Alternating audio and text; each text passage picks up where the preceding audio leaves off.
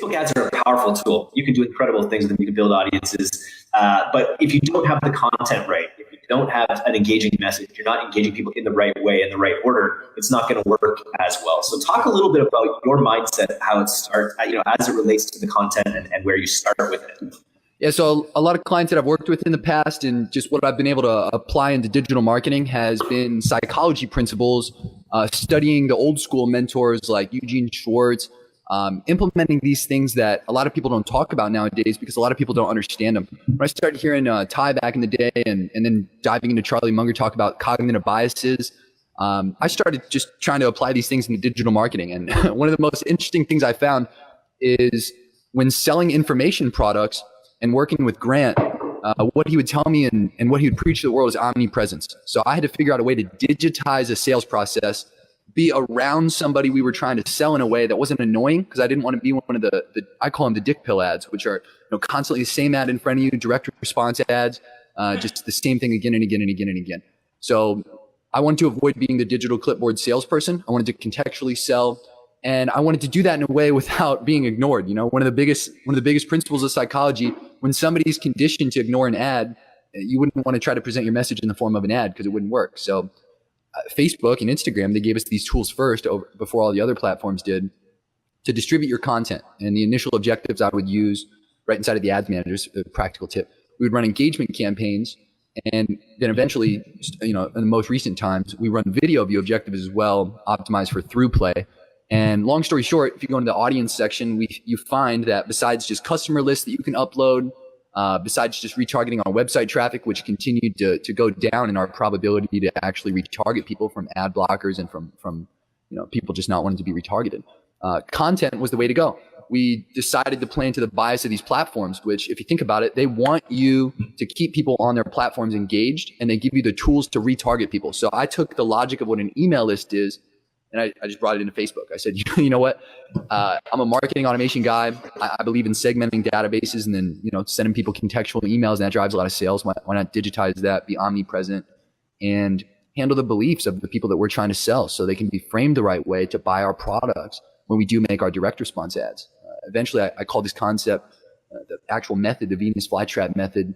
I try to avoid being a digital clipboard salesperson. I try to avoid at all costs, and any product I find this works, e-commerce and information products, to just be the pitch man. I don't want to just be there saying, hey, sign up for my webinar, sign up for my free PDF, go download my fucking masterclass, or even worse, the people would just say, go sign up for the course. I believe in respecting people in the sales process, which is what content can do. And then on top of that, the tactical side of it, the platforms give us the ability to add people to lists to later retarget with our direct response ads. So I found that I could spend less money when I would actually make my call to actions. I'd have cheaper CPAs and I'd have a lower budget level. In addition to that, people would be more responsive. So I'd avoid negative feedback. I'd have ads that would run evergreen for years, depending on the ad. Have a few examples with Dan Locke as great visual aids I can reference here. In addition to that, I just found that we would get a higher retention of customers for life buying more product from the people that we were selling from, due to the fact that we were just respecting people in the sales process. We let them get to know us, and then we would make our call to action. So it became extremely effective. And there's a lot of rabbit holes we can go down, but I'll leave that for your questions. That's super interesting. So you talk about respecting the customer, and you're doing that through content, essentially, right? Through providing them with valuable content that may not have the sell built into it at that time. Is that what you would say? Correct. Yeah, because like a helicopter, right? This happens to me every single time I go on a plane and I'm looking out the window, or even once a month nowadays. I want to get in a helicopter and I want to see it from above, right? I'm here in my penthouse in Miami, and I love the view that I can have from above, because it's the same thing you want to have in your marketing efforts. Most people, they think direct response ad, that's like living life through a first person perspective. Okay, when you take yourself out and you look at the overall process, if I start with a piece of content and I create a sequence of 2 to 3 videos that I want people to go through before they see my call to actions in my conversion campaigns, well, it's quite simple to do when you're looking at it from above. Because if you're running a piece of content towards a cold audience, you're accumulating people into your list that you can retarget with your direct response ads for a penny to 2 pennies tops. If I could screen share here, I'd show you my 100th of a penny, my 200th of a penny cost per engagements or cost per video views. And my point being, that's when we then manage the perspective of the person with more content. So every piece of content that is posted on your page is strategically posted for two different reasons. To manage the future objections the person will have when you make your call to actions before they become objection, and to manage the belief system and the overall way that people are going to view the opportunity to join in. In my case, it's always biz opportunities or information products or expanding their awareness in a particular area. But for e-com, it's the same thing. If I can make people aware of their problem, how they need to see the world, how seeing the world that the way they're currently viewing it could be wrong, or that they could shift that, or other people like them have shifted it, and then give them that opportunity to shift.